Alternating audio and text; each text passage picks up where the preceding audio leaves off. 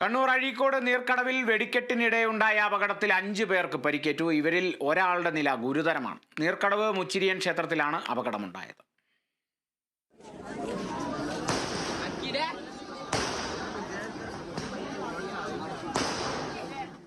ഇന്ന് പുലർച്ചെ 4 മണിയോടെയാണ് അപകടം സംഭവിച്ചത്. തെയ്യം ഉത്സവത്തിന്റെ ഭാഗമായി നാട്ടിലെ ചില യുവാക്കൾ അമിട്ട് പൊട്ടിച്ചിരുന്നു. അതിൽ മുകളിൽ പോയി പൊട്ടാതിരുന്ന നാടൻ അമിട്ട് താഴേക്ക് വീണ് ആൾക്കൂട്ടത്തിനിടയിൽ വെച്ച് പൊട്ടുകയായിരുന്നു.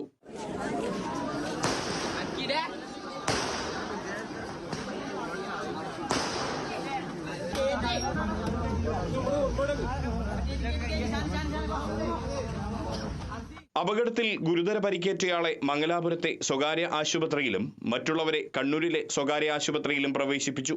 പരിക്കേറ്റവരിൽ 12 വയസ്സുള്ള കുട്ടിയുമുണ്ട്. തെയ്യം ഇറങ്ങുന്നതിന്റെ തൊട്ടുമുൻപായിരുന്നു അപകടം. അതുകൊണ്ട് തന്നെ അപകട സമയത്ത് നിരവധി പേർ സ്ഥലത്തുണ്ടായിരുന്നു. Kerala vision news, Kannur.